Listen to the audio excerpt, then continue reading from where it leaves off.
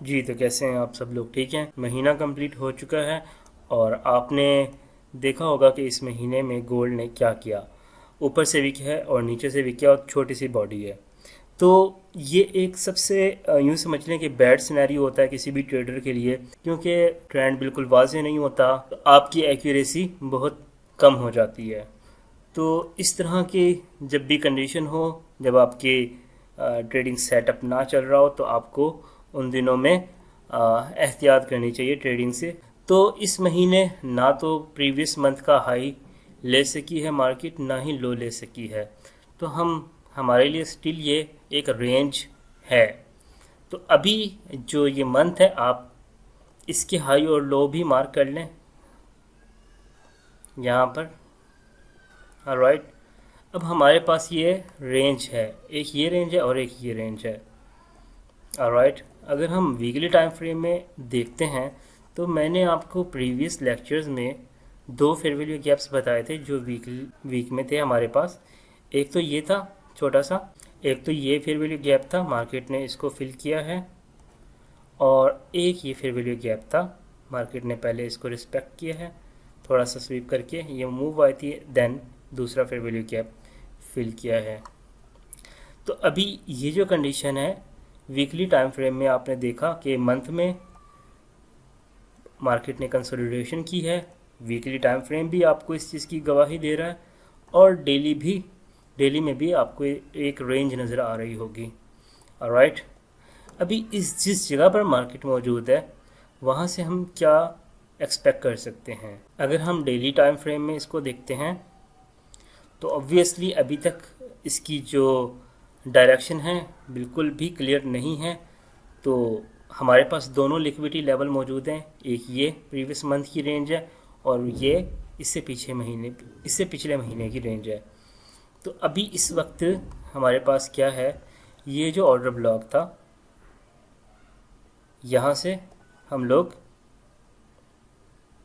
थोड़ा सा reaction expect कर रहे थे, और अगर मार्केट ऊपर जाती है इन केस, तो हमारे पास ये लिक्विडिटी टारगेट है और एक ये है इस जगह से।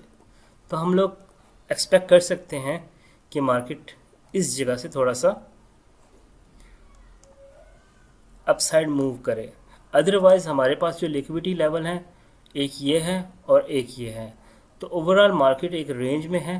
तो ऐसी कंडीशंस में आप बहुत एहतियात करें, और ऐसी कंडीशन में आपका बेहतरीन सोल्यूशन ये होता है कि आप क्या करें, जितना आपका रेगुलर एसएल है, अपने रिस्क को बहुत कम कर दें। जब इस तरह की कंडीशन आ जाए ना, तो आप अपने रिस्क को कम कर दें कंसोलिडेशन जब मार्केट में, क्योंकि प्राइस एक्शन होता है 50-50, मतलब 50% बुलिश 50% बेयरिश। तो ऐसे केसेस में आपकी प्रोबेबिलिटी जो ट्रेडिंग सेटअप की होती है वो हाफ हो जाती है। तो आपको प्राइस या तो बेयरिश चाहिए ट्रेंड में, या बुलिश चाहिए, राइट। तो कन्फ्यूजन हो आपको, आपने ट्राई करना है जिन दिनों मार्केट कंसोलिडेशन में हो, तो आपने अपने रिस्क को भी बिल्कुल हाफ कर लेना है। यहाँ से अभी हमें इसको थोड़ा सा बुलिश देख रहा हूँ। ऑलराइट, अभी हम देखते हैं बीटीसी को। मंथली टाइम फ्रेम में मंथ कंप्लीट होने वाला है बीटीसी का। बीटीसी ने क्या किया है, अगर मेरे अपने पुराने लेक्चर देखे हैं तो मैंने ये फेयर वैल्यू गैप बताया हुआ था। यहाँ पे मंथली, यहाँ पर मार्केट टैप करती और इंटरनल के बाद अपने एक्सटर्नल को लेने जाती। इस मंथ क्या होता है कि मार्केट इस हाई को अपने वायलेट करती है। तो अभी हम वीकली टाइम फ्रेम में देख लेते हैं। वीकली टाइम फ्रेम में हमें जो नज़र आ रहा है, वो हमारे पास मार्केट में एक ये बहुत अहम लेवल्स हैं, ये फेयर वैल्यू गैप, और एक ये है।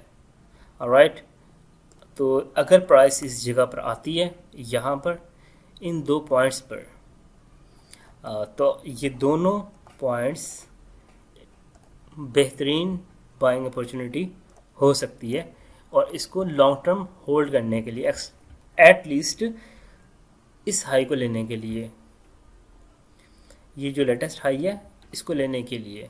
तो हमारे पास अगर मार्केट यहाँ पर आके कन्फर्मेशन देती है यहाँ पर, दोनों सिनेरियो में हमारे पास ये दोनों वैलिड बाइंग के लिए वैलिड रहेंगे। एथीरियम को देख लेते हैं। एथीरियम का ये एक लेवल है, ये वीकली एफवीजी है। मंथली टाइम फ्रेम में देख लेते हैं। मंथली टाइम फ्रेम में भी एथीरियम काफ़ी, ये जो कैंडल है इसमें बहुत ज़्यादा वॉल्यूम आया था और काफ़ी बड़ी क्लोज हुई है। वीक में हमारे पास री एंट्री के लिए एथीरियम को बाय करने के लिए ये लेवल मौजूद है। ऑलराइट, तो एथीरियम अगर आपको दोबारा से कोई डिप, अगर एथीरियम यहाँ से कोई डिप लेता है, ऑलमोस्ट इसकी 50% ये बनता है 2100, यहाँ से एथीरियम को बाय किया जा सकता है और एक बेहतरीन बाय यहाँ से प्लान की जा सकती है। तो हमारे पास जो मंथली रेंज है, प्रीवियस मंथ हाई ये है, प्रीवियस मंथ लो ये है। वीकली पे जाकर देखें तो हमारे पास ये एफवीजी निकल के आता है। और अगर हम डेली पे देखते हैं, डेली पे मार्केट एक रेंज में है, कंसोलिडेशन में है। जब भी मार्केट एक्यूमुलेट करती है ना, तो मार्केट क्या करती है, ये देखें एक्यूमुलेशन है। ये जो टाइम होता है ना, ये पोजीशन बिल्डिंग का टाइम होता है। Accumulation, manipulation, then distribution. Alright,